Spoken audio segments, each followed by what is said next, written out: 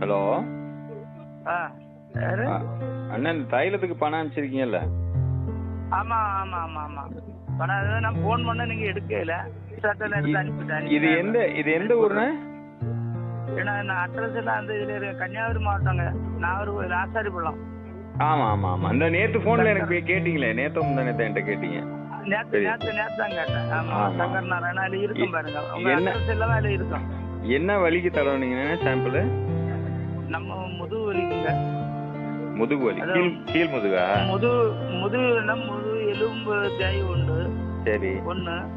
ரெண்டாவது அந்த ஜாயிண்ட் லைட்டா நவுண்ட் இருக்குன்னு சொன்னாங்க. எக்ஸ்ட்ரா எடுத்துட்டு. சரி சரி சரி சரி சரி சரி நம்ம இதான் பிரச்சனை. ஆனா இப்ப இந்த எண்ணெய் போட்ட வரை கொஞ்சம் பரவாயில்ல. நான் சொல்ல முடியாமல்ல. ஆமா ஆமா அதனால இந்த ஒண்ணு ஆமா நீங்க அதனால கொஞ்சம் நல்ல இதை பார்த்து அனுப்பி விடுங்க.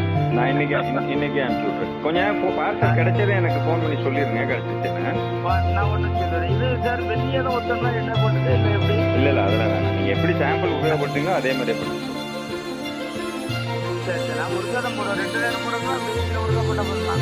3 வேளை போட்டிங்கன்னா ரொம்ப நல்லா இருக்கும். 2 வேளை போடுங்க. காலையில் வீட்டிலேருந்து குளிச்சுட்டு கிளம்புறீங்கல்ல? ஆமாம் அந்த டைம் போடுறேன். அப்போ ஒரு தடவை நைட்டு தூங்குறப்ப ஒரு தடவை போடுங்க. சரி சரி சரிங்க சரி.